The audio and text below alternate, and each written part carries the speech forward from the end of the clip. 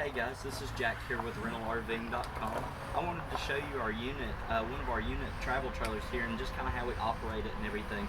This one is called Autumn Ridge, but we also call it Denali. If you look on our website, that's Denali. So if let's just go ahead and look around right here, and I'm going to show you how to operate everything. So first of all, let's go around here, and I'm going to show you the connections that we have. So if we come right over here, you'll notice this right here, this is a fresh tank fill up. Now, what a fresh tank fill up is this will, you put water in this, just straight from the water hose into here, make sure it's potable water. It will fill the water tank up, and inside there is a gauge that you can look at. And I'll show you in just a few moments where that gauge is at, to where you can see how high it is. And then you use a water pump to pull water from this right here, and that's how you use water whenever you're not connected to water. So let's come back on this way, and let's take a look right back here. These are the rest of your connections right here. So while I was on water, let's go ahead and talk about water. This one right here, this is your city water connection. So whenever you have your water hose connected at a campground and the water's turned on, make sure you turn the pump off, so that way you're not pulling water from the reservoir, because the reservoir is only used when we are not hooked up to water. But anyway, that right there is where you connect your city water, and it's just with a standard water hose that we give you. Okay, right down here, this is your cable satellite connection. We have a coax cable included for you. All of your connections are included with us. So we'll go ahead and close that. And this right here, this is your 30-amp connection. Now, every campground every campground has a 30-amp connection. We give you adapters though, so that way in case they had something different, but generally 30-amp, everybody has it. But anyway, this right here is your electrical cord. It's a long cord, and I've got it plugged in right now, but you just pull it out, and to put it back in, all you do is just push it like this, and you just, sometimes you kind of have to bend it around, but you just kind of tuck it in there. And that's that right there, and then once you get it in there, you'll close the lid. This right here, this is a water heater. Don't worry about that. We take care of all that, and I'll show you how to use that inside. Let's see, down here is your sewer connection, and actually let's come on over here. Let me show you guys where the sewer line is. So let's see, right over here, you'll have our front bay door, and at the beginning of the video I was actually wanting to start here, but I'm like, I'd rather show you the connections first. So let's take a look at this. So here is your water hose I was talking about, standard water hose. That end goes to the camper, this end goes to your campsite, and you'll turn on the water, just like I explained. Now this right here, this is, so look and see here. Okay, this is our sewer hose. I'm going to show you that in just a moment. And then this right here is, that is your coax cable. So there's that. So you have your water hose, sewer hose, coax cable, and then I'll show you these things about leveling the camper and stuff in just a moment. But let's go ahead and take a look at the sewer, because I know there's always a lot of questions on the sewer tank. So let's have a look back here.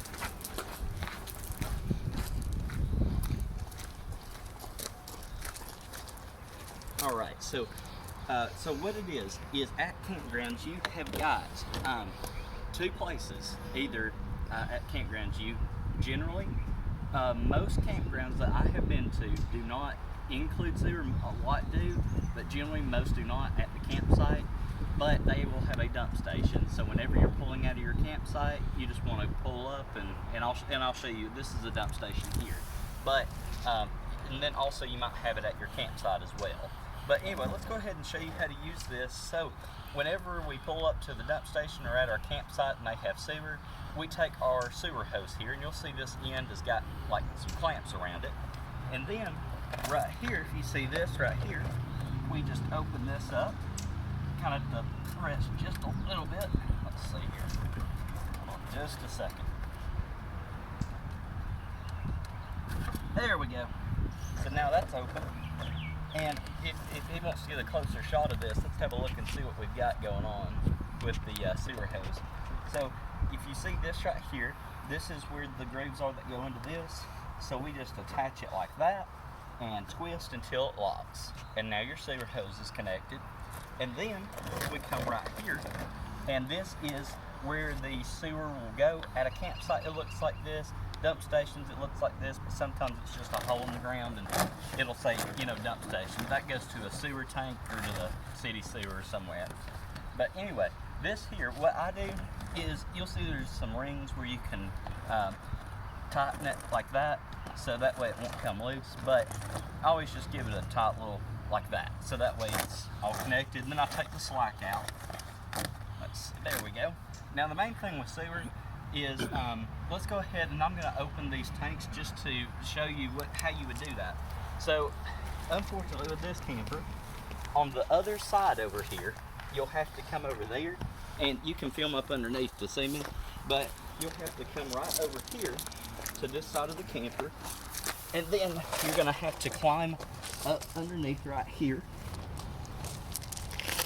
And if you see this right here, I'll borrow that for just a second. This right here, that is your black right over there, your black water. You'll see this pipe coming down from here, and that's your black. So let's give it a tug. And this one is empty, but if you open that, it would drain, and then we just close that back whenever we're done. And also, whenever you're camping, you want to make sure that you keep the black and gray water closed while you're camping. And take a look at your gauges every once in a while, and if it starts to get full, then you'll need to dump it. But let's come right here, and I'll show you where the gray water tank is. So this is the gray water tank. You just, same thing, give it a good snug pull, let it drain, and then close it back. And make sure both valves are closed, and you go ahead and disconnect your sewer hose right there. And we put our cap back on, just like that. And then, let's take our sewer hose, all the little excess out, because there's always a little bit in there. And then we loosen this, take that off, put that cap back on, and then I take the sewer hose, come back over here with it, and we're going to tuck this right here, and this right here, put these connections back here. Oh, let's go with showing leveling. Let's go ahead and I'll show you how that works. So basically, you have this right here. This is your leveling pad, and what you're going to do is you are going to back up to your campsite, pull in wherever you're going to put the camper, leave it connected to the truck or whichever tow vehicle you have, and then what you're going to do is you're going to look at the camper and you're going to say, okay, it's kind of leaning to the right or to the left a little bit. Let's just say it's leaning to the left and it's sitting on a slope like this. So we want to bring this side up. So you leave the truck connected to the camper, place that right there, and then visually have someone tell someone we're getting your truck and pull up just a little bit, and you've got 3 levels. You go up 1, 2, and then 3, and it depends on the slope that you're on. So that is the tri-leveler. And then this right over here, as soon as you get it disconnected from the truck, and that what you want to do is you want to chalk those wheels first before you remove it from the truck, or it will roll off of that. But then once you have it disconnected from the truck, and you want to use the stabilizer jacks once everything's level, you'll come right up here, and we just have back ones on this one. So let's go ahead and look at this. So you've got 2 stabilizing jacks, and what you do is you just go here and twist, and then same thing on the other side, and that's how you will put the stabilizing jacks down. And then what we have here, I think that concludes all of our connections. Let's go ahead and have a look on the inside. So right in here, we are connected to electrical power right now, but I'm going to kind of explain to you how everything works. So let's start with this panel right here. Let's turn these off. Okay, so first thing we have is we want to look at all of our test, our tank test, and battery state of charge. What you want to do is, okay, say if I want to see how much battery I have, how full my battery is, 12-volt battery, I press the bat button and you can see it's full.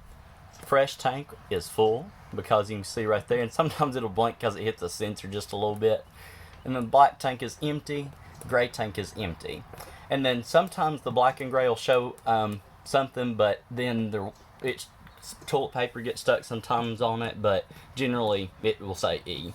Now this right here, this is your water pump and your water heater. Now let me explain. The water pump is only to be turned on when you are not connected to water and your tank reservoir, your water tank reservoir is full. So if you want water pressure while you're not connected to water, turn that on and then go turn spigots on or whatever you need to do. And you can leave that on, but while you're not around, it's better to turn it off. The other thing is the water heater. So this takes about roughly 10 minutes to heat up. It runs off propane. So we click that on right there. And on the other side where I showed you where the water heater was on the outside video, there was a water heater there, and that's how you control it, just by that button. Let's have a look right here. These are 2 light switches. You've got your interior lights right here, and then right out here you've got a light bar on the outside. So those are those 2. The awning is completely automatic on ours. So it's an extend or retract. So you just press extend or retract and it brings it in and out. So see, there's retract, and then we'll go out, and there's extend. And all you do is when you go to retract, you retract it until it stops. But going out, when you extend it, you just want to make sure that it just goes out and you don't want to keep going. So let's have a look right here. Very simple, just the bed and lights and things. Some lights in this camper actually have a button like that on there. And now here's the thing is, all your lights and your water heater and your heat will work off of and your refrigerator, will work off of 12 volt and propane. So you don't have to worry about being connected to electricity to work your lights or things like that. But you do want to be connected to keep the battery charged and things like that every once in a while. We'd explain that to you. So anyway, the lights, like I said, a lot of them have press buttons on them. That's these, and there were some overheads. Let's take a look at the AC unit right here. So right now you have to be connected to a 30-amp connection to use the AC unit. So what we do, let's select our temperature. So it's just a dial thermostat. I want to go to coldest. You've got some vents you can open, so I'm going to close those and keep these open on the edges. So let's go ahead and turn our AC on. And you can see right there, you can feel the air coming down right here, or you can close these and open that right there. And I prefer that one. I like that one the best. But we'll go ahead and turn that off, just like that. So that's the AC unit. We always provide dishes. We have some utensils and things. And right down here, same thing as well. There's your utensils ready to go for you. Cooking ware, extra storage, got your sink. And then this right here, let me explain how to use this here. So we want to make sure, first of all, when we get to the campsite or wherever we're cooking at, we want to make sure that our gas is turned on, our propane is turned on. So what we do is we're going to turn this like that and spark it once. And then, okay, that was the rear one. Then we have this one. And then let's do that one in the back. See, so just like that. And what's really cool is, I know a lot of them have used Atwood, but this is a Furrion, so it's real cool because it's got these shiny lights on it. So I love it. And then also, let me show you the glass right here. I think it's such a great idea because it makes it look really, really sharp. So anyway, so that was that. And then right here, we'll open this, and I'm going to show you the refrigerator. So basically what it is it takes, we will have it ready to go for you whenever you pick up. It will be cold. But the main thing is that you want to watch these buttons right up here. So, okay, I'm going to turn it off and we're going to start over. As soon as you pick the camper up, it is going to look just like this whenever you pick it up. It's set to auto, so that means if we connect to our electric, it works off electric. If we are unconnected from electric, it works off propane, but it's all automatic. Now, if you want to just use propane and never have to use electric, press that and you're using your propane. But I like using that because it switches back and forth automatically. And then if you have this check light come on right here, and that comes on, what you want to do is you want to turn it off and back on again. and then see it just resets it. And then like I said, it will stay cold, but you want to make sure a lot in these refrigerators you do not pack it full with food, because see right here you have your evaporator coil, or excuse me, that's AC unit, but anyway, that you've got your coil for the refrigerator, and if you pack it full, then it will not stay cold, and it's not like a residential refrigerator. So this right here, microwave, same thing, regular, just like comb, numbers, start, stop. And then let's take a look right here. This is your heat right here. So if for some reason you're needing heat, let's go ahead and turn this, push that back, and we're going to bring our dial forward. It's kind of warm here today, but see, there we go. And you heard it kick on. Heat comes out from right here, and you'll hear a tick, and it starts up. And then if we want to turn it off, I always push the thermostat down, and then you have to pull this back towards you. And then that is your heat, not your AC, just your heat. Let me show you right in here. Show you the bathroom right here. I love this one because it's got a very spacious bathroom in it. But this right in here, if you want to have a look at the shower here, nice big shower right here. You've got a button down here on the wall for your vent to turn on. So anytime you take a shower, you might just want to open your vent up and let it, air out, because it can get steamy with the hot water especially. So that was your vent, and then that's your lights. And then right in here, extra storage down here. And then the toilet, really easy. You just press to flush, just like that. And then we also have toilet paper provided, and we need everybody to use this toilet paper. But if you're on your trip and you run out, Walmart always sells RV toilet paper. It just disintegrates faster. And then right in here, he'll show you a little bit more about the shower head and things like that. You can see it's a really nice shower head that we have there. Got your on and off switch for your shower.